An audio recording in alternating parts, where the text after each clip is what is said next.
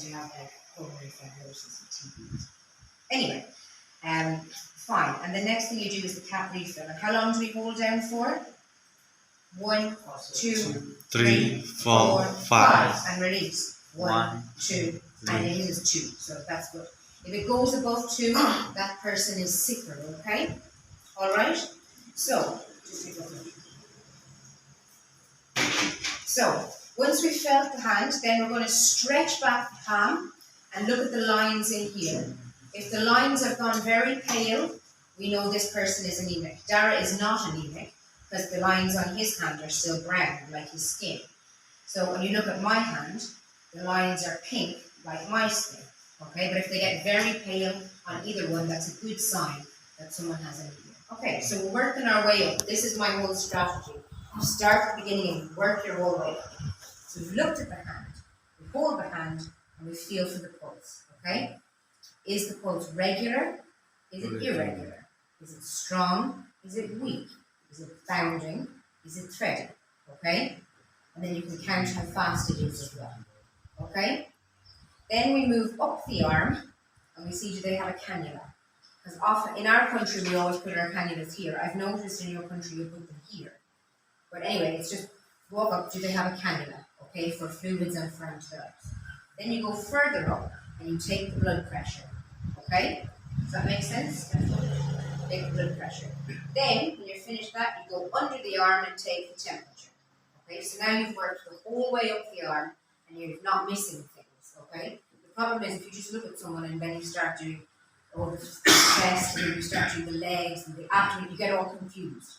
But if you do it in a very systematic approach like this, it works really well. So you've got your temperature. Then you go over to their back. Okay?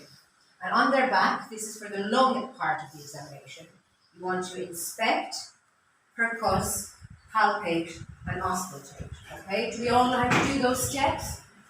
So obviously we all know how to inspect the chest, then to percuss, and then to palpate. So we know to big deep breath in there and out. That's fine. Okay, and then we all know obviously how to auscultate. So for auscultation, I want to see 1, 2, 3, 4, 5, 6, 7 at the apices, 8. Because remember, the very tops of your lungs are in between your collarbones. So you must make sure you do that part as well. Okay? Now you've got your whole respiratory exam done just by going up. Okay. The next thing I like to do is to go up to the neck. Lymph nodes. Any lymph nodes? Then we get the patient to lie and check if they have a JVP. Okay? So we're still working on the neck here. Then we go up the head, ask them if they have any headache. Okay? And then you get them to move their neck, see if they have any signs of meningism. Okay? Is that neck stiff or anything like that? Alright? Then you're finished with the neck. You look at the throat. Is there any signs of a goiter? Okay? Any swelling like goiter?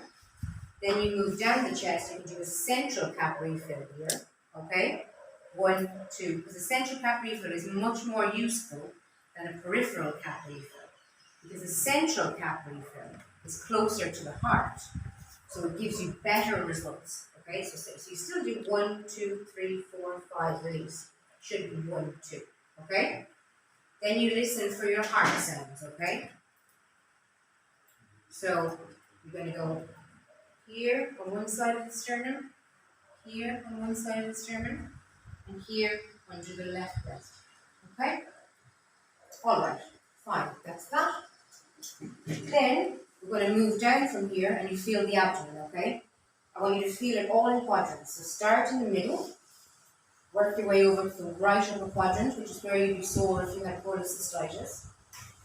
Work to the center here, where if you had gastritis, you'd have pain there. You'd also have pain on the left upper side if you had gastritis, where the stomach is here. Okay? If you move down here, that's where you feel for your spleen. Make sure it's not enlarged. If you had malaria, you'd have an enlarged spleen. Then you move across here, down into this area, feeling for an appendicitis. Okay? And then you go lower down here, and you're feeling for urinary bladder. Does the bladder feel painful? Okay? And then you can just do the limbs. Quickly feel down the limbs. Is there any swelling? There could be a deep vein clot in the legs. And then feel the arms. And that's it. And in that whole exam, just by going really systemically up, down and around, you've covered every exam that you can think of, okay?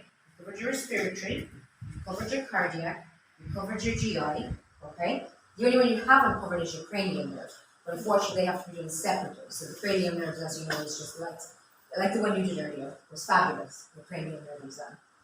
Just with the light going in and out, you know, the one you did earlier. So, the cranial nerve exam has to be done separate to this exam because you can't touch the patient. You have to get your light out and you have to look in their eyes.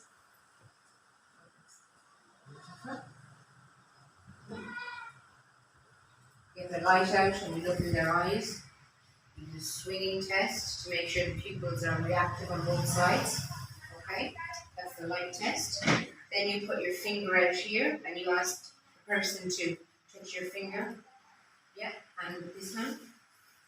And you keep moving it and they keep using their alternate hands to touch your finger. Okay? That's for coordination. Okay? Then you get your piece of cotton and you just check for the sensation. Okay? And you can check for it in a few areas. Okay? Check for your sensation. Alright? You can do soft sensation with a piece of cotton wool, and you can do hard sensation with like the back of a marker or something like that. You know? Hard sensation. Don't use needles or anything. That would be very nice.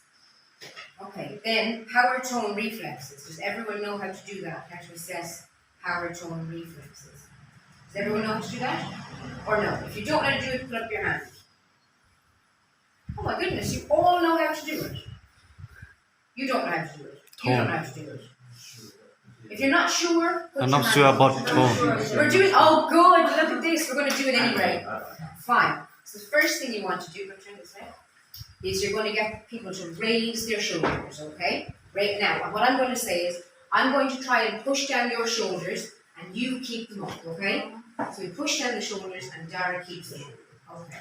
And now, I'm going to say to you, do this, like a chicken, and raise your arms up. I'm going to try and push you down, keep them down, okay? Now tuck them into your sides, don't let me pull them out, okay? So now we've done the shoulders, and we've done the chicken, and we've done the other chicken, okay?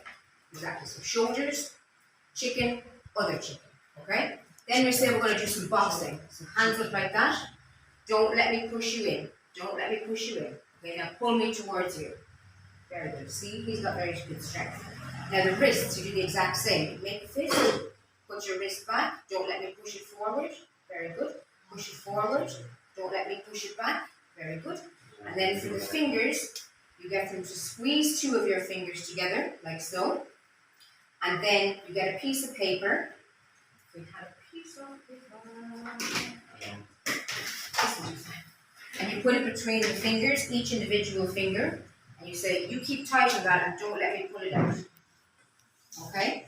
And then that's okay, so that's a cranial nerve exam and a power and tone that's power. For tone, you hold on to the person's hand and around their elbow and you just give them a wiggle, okay? If someone has Parkinson's disease or they've had a stroke, their arm looks like this. It's called cogwheel and it's really hard to move it, okay? If they've had a stroke, it's really hard to move it. Whereas if it's just a normal person, it just moves really smoothly. Alright? Does that all make sense? Okay. And then the reflexes, you know how to do that. So just get your turn hammer. 1, 2, and then bend the arm over like that and get straight. Okay? Power tone reflexes, and we've done sensation. Does that all make sense? Yes. You're healthy, yes. You're going to he's going to live. It's fine. I've diagnosed it. So I'd like you all to get up and work in pairs. And I want you to see